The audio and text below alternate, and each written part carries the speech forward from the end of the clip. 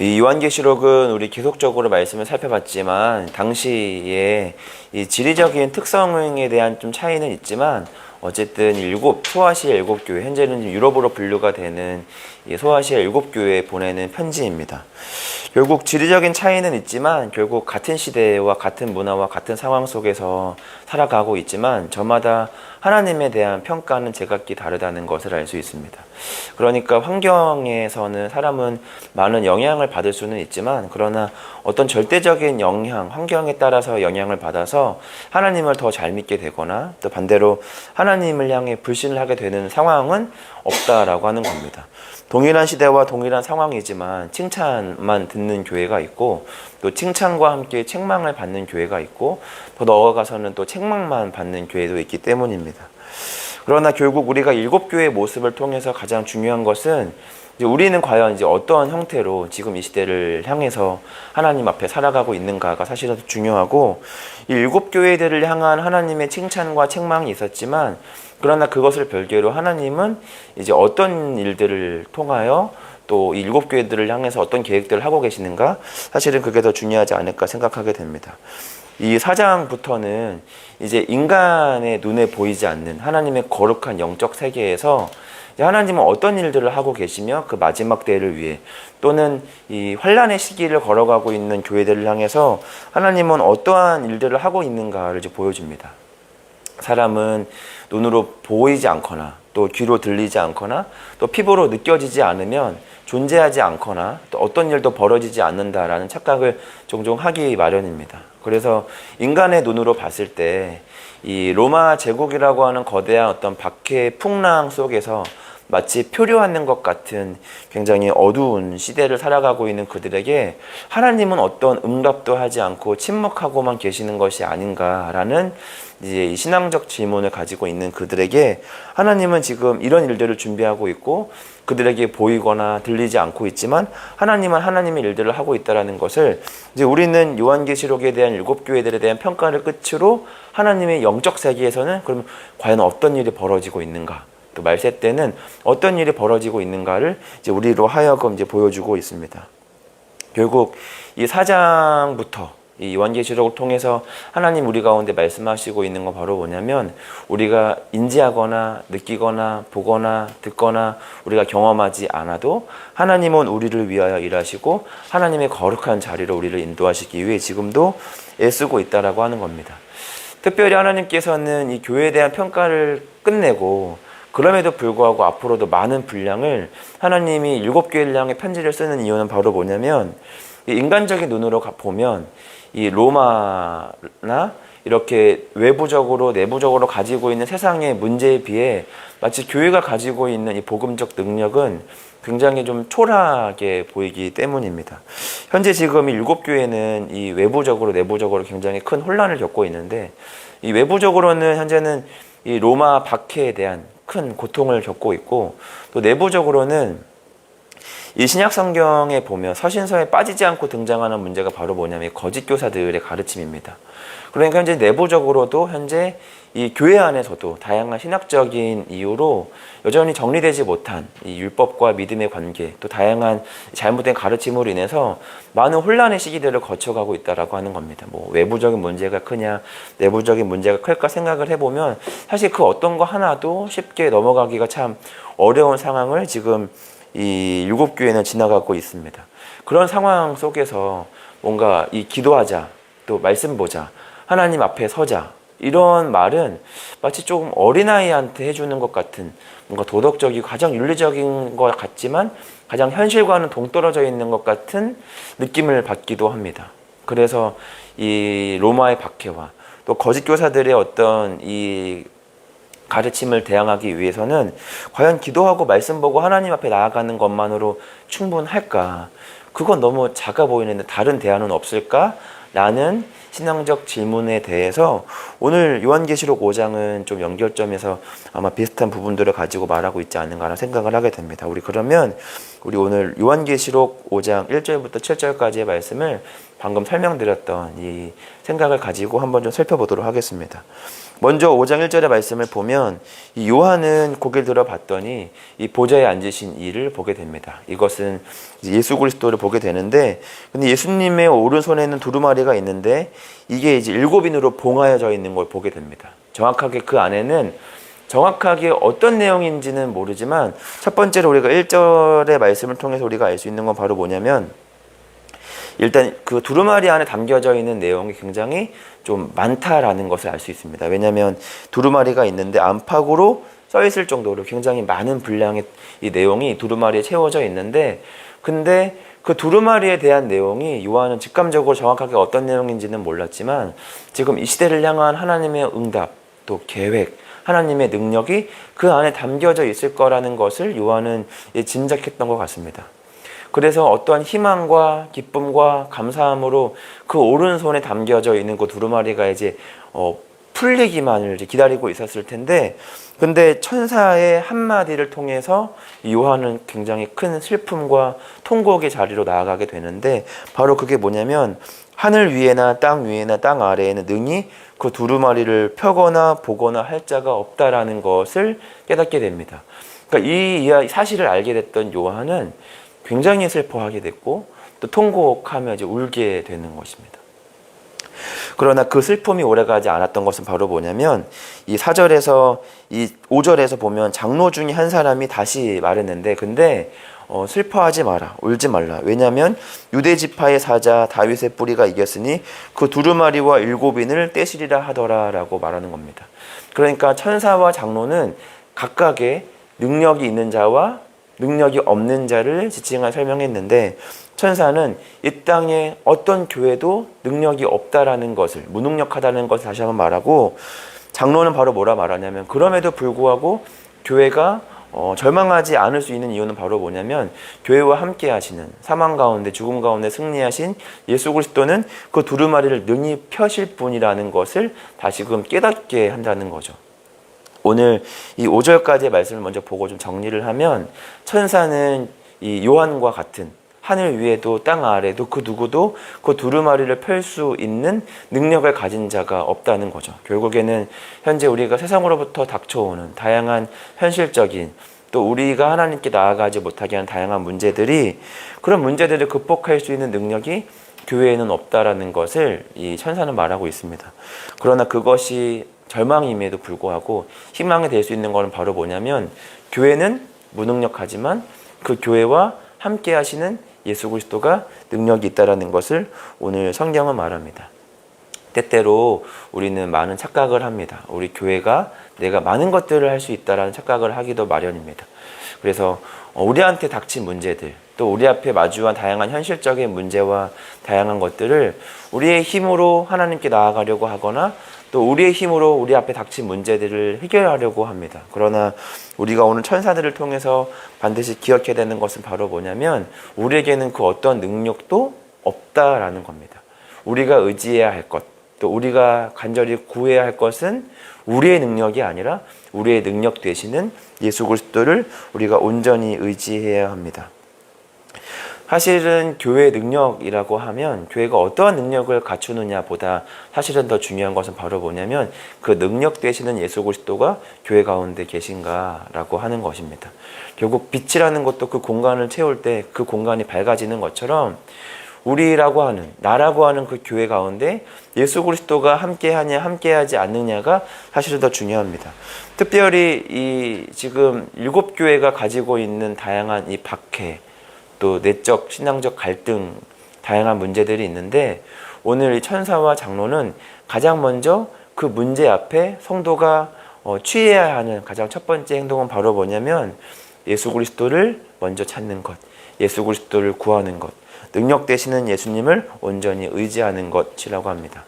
특별히 이 2024년을 마무리하고 또 2025년에 대한 새해가 이제 한 달 남은 이 시점에서 반드시 이 교회된 우리가 하나님 앞에 다시금 재각성하고 깨달아야 하는 것은 바로 뭐냐면 우리가 하나님의 말씀과 기도의 자리에 나아가기에 멈춰서는 안 된다라고 하는 겁니다. 왜냐하면 우리는 무능력합니다. 우리가 우리의 힘을 의지하는 순간 우리는 이미 예정된 그 비극으로 나아가는 것과 다를 바가 없습니다. 반드시 우리가 기억해야 되는 것은 우리의 무능력함을 인지하고 그 능력 되시는 예수 그리스도를 붙들고 의지하고 구하는 우리가 되어야 될 줄로 믿습니다.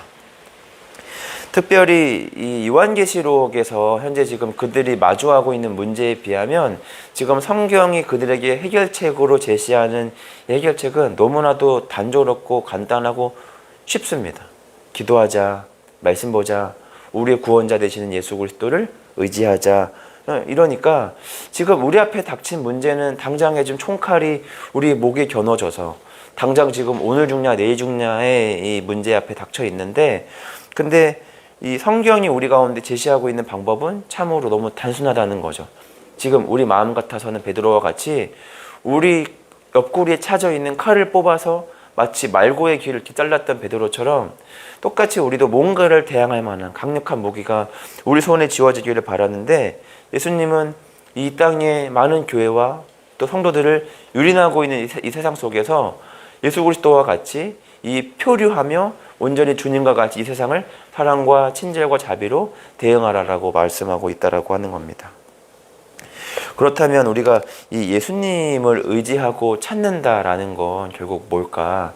사실은 수많은 것들로 우리가 우리 삶에 적용할 수 있겠죠. 새벽 예배를 드린다는 것, 또 말씀을 본다는 것, 또 기도를 한다는 것, 또 기도도 해도 뭐 몇 번을 하느냐, 또 몇 번을 하지만 과연 그 한 번의 시간에 얼마나 많은 시간들을 우리가 하나님께 기도할 것인가, 또 어떤 선택들을 할 때 끊임없이 기도로 내가 뭐든지 시작을 하는가. 일어나면 뭐 공부를 하기 전에, 일을 하기 전에 책상에 앉으면 우리가 모든 것들마다 내가 하나님께 기도하는가. 그렇게 수많은 부분들을 가지고 적용할 수 있지 않을까라는 생각을 하게 됩니다.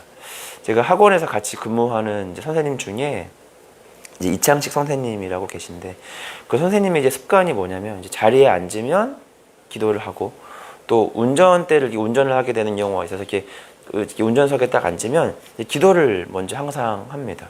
그리고 아이들을 가르치기 전에, 수업 전에 먼저 뭐 몇 분 전에 먼저 가 있어서 잠깐 기도를 합니다. 굉장히 짧은 시간이지만 늘 가급적 제가 뭐 이렇게 관찰자의 시점으로 보면 어떤 거에 있어서 시작을 하기 전에 가급적 많은 첫 시작을 기도로 시작하려고 하는 것 같습니다. 아이들을 가르치기 전에, 뭐 근무를 하기 전에, 회의를 하기 전에, 운전을 하기 전에, 일어나면 또 하루가 마무리가 되기 전에, 사실은 꼭 매사에 그렇게 시작하기 전에 또 기도해야 되는가라는 질문을 던지면 뭐 꼭 그렇다고만은 볼 수는 없지만, 매사에 나의 의지로 선택하는 자보다 최소한 어떤 시작을 하기 전에 기도로 시작하는 자가 그래도 하나님께 이 일을 통해 하나님께 영광 돌릴 가능성이 좀 높아진다고는 생각합니다. 이 지금 그들 앞에 닥쳐온 이 외부적이고 내부적인 다양한 문제들이 지금 7교회들 앞에 산적해 있는데, 이것을 어떻게 해결해야 하는가라는 생각을 할 때 천사는 말하는 거죠. 네가 어떻게 해결을 해? 너는 무능력한데 능력 되시는 예수 그리스도가 이 일들을 하나님 안에서 하나님의 그때에 맞게, 또 하나님의 이 섭리에 맞게 잘 해결할 수 있도록 너가 하나님을 의지해야지, 이렇게 말하는 것과 같습니다. 특별히 오늘 이 말씀을 통해서 듣고 있는 이 온라인과 오프라인으로 이 말씀을 듣는 저 여러분 모두에게 이 천사와 장로의 이 충고가 반드시 우리 마음속에 새겨지기를 원합니다. 우리는 무능력하나 능력 되시는 예수 그리스도를 온전히 붙드는 것이 우리의 신앙인 줄로 믿습니다. 세상은 한 번도 우리가 하나님께로 온전히 나아가도록 내버려 둔 적이 없습니다. 뭐 그때가 힘드냐, 뭐 지금이 힘드냐, 나 때는 뭐 이런 말 하지만, 사실은 사람은 자기가 겪어보지 않은 세상이기 때문에 그냥 객관적으로 보면 지금 요한계시록의 이 대상이 되고 있는 소아시아 7교회가 저희들보다 신앙적으로 신앙생활하기가 더 어려웠지 않았을까라는 생각을 하지만, 그러나 또 지금 나름대로 지금의 어떤 문제들을 겪고 있다면 사실은 지금 제가 어려운 거죠. 세상 그 어떤 때도 그래 지금 참 주님 잘 믿기 좋은 때다라는 때는 없습니다. 부유하면 부유한 대로, 가난하면 가난한 대로, 또 성공을 거두면 성공한 대로, 또 많은 것을 알고 있으면 아는 대로, 또 모르면 모르는 대로 그 모든 것이 다 하나님을 떠날 수 있는 이유들이 될 수 있습니다. 중요한 것은 세상은 자 이제 하나님을 믿을 수 있는 그때야, 한번 하나님을 믿어봐, 이렇게 허락해 주지 않습니다. 그 어떤 때도 세상은 우리를 하나님께로 가는 우리의 발걸음을 가만히 내버려 둔 적이 없죠. 마치 이 중력처럼 끊임없이 세상은 자기에게로, 죄의 길로 우리를 끌어당기고 있다라고 하는 겁니다. 이럴 때 우리는 무엇을 바라보고 나아가야 하는가? 이 천사와 장로가 말한 것처럼 예수 그리스도만을 향해 반드시 나아가야 한다라고 하는 겁니다. 인간이 그 중력의 법칙을 이 물리적으로 벗어날 수 없는 것처럼 인간이 가지고 있는 이 죄의 이 사망의 법이 끊임없이 우리 스스로를 잠깐 자각 놓치면 끊임없이 죄와 사망의 법으로 우리 몸과 마음이 자꾸만 기우는 것을 우리는 모두가 느낍니다. 그렇기 때문에 우리는 예수 그리스도라고 하는 그 추진력을 통해서 반드시 하나님께로 한 걸음 한 걸음 나아가셔야 됩니다. 자꾸 내 몸을 쳐서 내 마음을 설득해서 우리가 그 하나님의 앞으로 나아가야 합니다. 학원에서 이제 아이들을 가르치면 제일 어려운 게 바로 뭐냐면 이 공부를 안 하려고 하는 학생과 이렇게 싸울 때가 제일 많은데, 그때마다 제가 아이들한테 빼놓지 않고 하는 말이 뭐냐면, 공부를 안 하고 싶은 건 나와 싸울 문제가 아니라 너와 싸워야 될 문제인데 왜 그걸 나랑 가지고 싸우냐. 그러니까 힘들다 하더라도 어쨌든 학원 왔으면 이제는 공부하자 이제 이렇게 하는데, 이거는 우리의 문제입니다. 제가 뭐 바빠서요, 뭐 힘들어서, 그거는 그 문제가 아니라 내가 스스로 하나님 앞에 싸워야 될 문제입니다. 다양한 방법들이 성경에 제시되고 있습니다. 그 중에 하나가 기도이고, 그 중에 하나가 말씀이고, 그 중에 하나가 예배입니다. 특별히 2024년을 마무리하고 또 새해를 이제 한 달 이제 남은 우리가 과연 한 해는 어땠지? 우리가 하나님을 정말 의지하며 나의 능력을 과신하지 않고 겸손한 모습으로 우리가 주님을 의지하는 한 해였는가? 그러지 못했다면 남은 이 한 달이 특별히 하나님을 더욱더 의지할 수 있는 한 달이 되기를 바랍니다. 이제 곧 대림절도 다가오고 또 예수님의 어떤 이 성탄의 기쁨도 다가오고 또 고백 예배 다가오는 이 시점에서 다양한 것들이 이제 끝과 시작이 맞물려지는 이 순간들이 다가옵니다. 그때 유종님이라는 말처럼 우리가 마지막을 잘 하나님 앞에 좀 마무리할 수 있는 우리가 됐으면 좋겠고, 특별히 오늘 좀 부럽다라고 느꼈던 것은 바로 뭐냐면 그 요한의 눈물이었습니다. 어쩌면 이 시대가 잃어버린 가장 안타까운 것은 바로 뭐냐면 그 기도의 현장에서 눈물로 기도의 씨앗들을 뿌리는 그 기도의 능력을 상실해버린 것이 아닌가. 사실은 교회는 모이는 곳이 아니라 흩어지는 곳입니다. 그런데 흩어지기도 전에 이미 모이는 것부터가 어려워진 이 시대 속에서 우리가 해야 되는 것은 바로 뭐냐면 더욱더 모이기에 힘써서 더욱더 이 시대와 또 이 세상을 향한 하나님의 마음을 회복해서 그 통곡으로 하나님께 간구했던 그 요한의 그 슬픔과 눈물의 기도처럼 우리도 다시금 그 기도의 눈물의 그 능력이 회복되어야 될 줄 믿습니다. 우리가 어떻게 비출 수 있을까? 썩어져가는 이 땅의 그 썩어져감을 우리가 어떻게 제어할 수 있을까? 우리는 제어할 수 없습니다.